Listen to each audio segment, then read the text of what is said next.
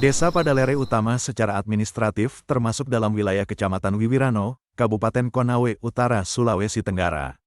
Letak astronomis desa adalah 122 derajat 4 menit 43 detik bujur timur, dan 3 derajat 11 menit 42 detik lintang selatan. Luas desa Padalere Utama adalah seluas 32.536,43 hektar. Batas desa Padalere Utama yaitu, sebelah utara berbatasan dengan desa Pondoa dan desa Tetewatu dengan batas alam adalah sungai, batas sebelah timur dengan desa Lamparinga dengan batas alam sungai, batas sebelah selatan dengan desa Landiwo dan Kabupaten Konawe, dengan batas alam pegunungan Kars Matarombeo, dan batas sebelah barat dengan Kabupaten Konawe dengan batas alam adalah kawasan pegunungan Kars Matarombeo. Akses desa Padalere Utama dari pusat pemerintahan kecamatan adalah 8 km, akses dari pusat ibu kota kabupaten adalah 75 km, dan akses menuju ibu kota provinsi adalah 150 km. Jumlah keseluruhan penduduk desa Padalere Utama adalah 360 jiwa, yang terbagi menjadi 189 laki-laki dan 171 perempuan. Kepadatan penduduk rata-rata adalah setiap 1 km bujur sangkar didiami oleh 1 jiwa penduduk Padalere Utama. Pekerjaan sebagai petani dan berternak merupakan pekerjaan mayoritas penduduk desa Padalere Utama. Pekerjaan di sektor wirausaha, pedagang umumnya adalah di mana masyarakat melakukan jual beli kebutuhan sehari-hari warga dengan mendirikan kios di depan rumah atau lokasi yang tidak jauh dari rumahnya, dan yang bekerja sebagai pengelola toko umumnya adalah perempuan. Sedangkan pendapatan yang cenderung bersifat tetap adalah penduduk yang bekerja di sektor pekerjaan formal seperti PNS maupun pegawai swasta yang pendapatannya dihitung berdasar atas gaji dalam 1 bulan. Namun selain bekerja di sektor formal, banyak juga yang kemudian bekerja sebagai petani, dengan cara menggarapkan tanahnya pada orang lain yang kemudian menggunakan sistem bagi hasil dengan petani penggarap.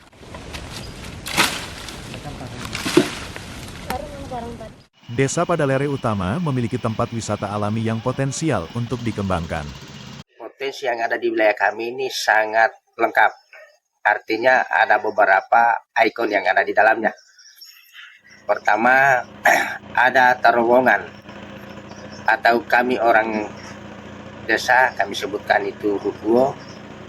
Mungkin bahasa nasionalnya itu terowongan. Terowongan pertama itu sepanjang 100 lebih meter, kemudian terowongan kedua kurang lebih 100 meter juga.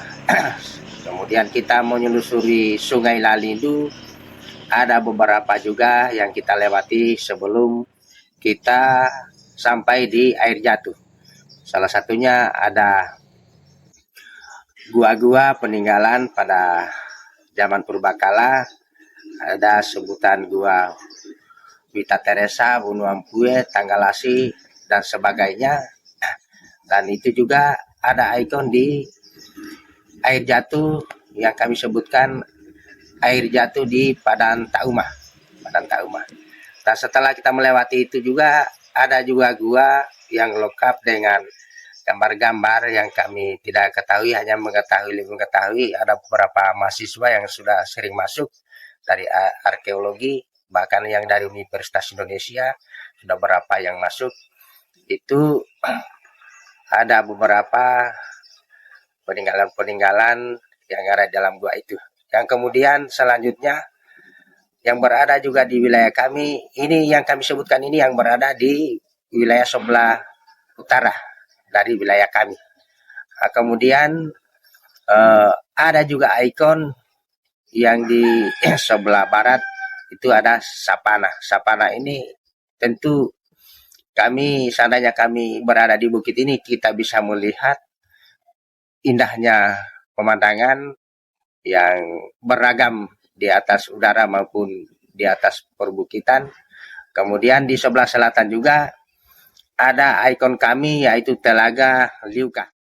Penamaan tempat oleh masyarakat yang mencerminkan kearifan lokal atas pengelolaan wilayah, seperti Lioka yang artinya air yang mengalir dari batu-batu pegunungan dan membentuk lingkaran, sehingga mengumpul menjadi satu tempat yang berbentuk danau dan dimanfaatkan oleh warga untuk mencari ikan, dan Lamatara yang artinya kali yang dapat dilihat langsung oleh mata, yang dimanfaatkan oleh masyarakat sebagai tempat mengambil air untuk kebutuhan sehari-hari. Liuka, Telaga Liuka ini tentu Di dalamnya juga ada ikan-ikan yang berbagai jenis, dan itu juga selama ini bagian dari pencaharian warga kami di ikan tawar.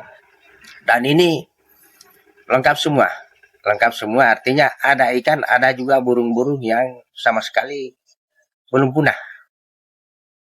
Dan alhamdulillah wa syukurillah, para lereng utama ini sudah mendapatkan SK wisatawan dari Gubernur Sulawesi Tenggara maupun Bupati Konawe Utara, wisata perintisan, kalau istilahnya wisata perintisan.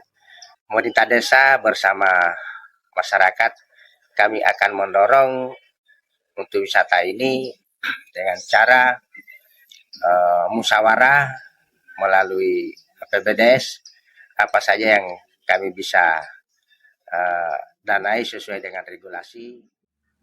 Kami mohon bantuan para mitra-mitra kami, baik tingkat kecamatan, kabupaten, provinsi maupun pusat, utamanya yang membidangi instansi tersebut. Masih banyak yang perlu dibenahi dalam pengembangan potensi wisata alam di Desa Padalere Utama.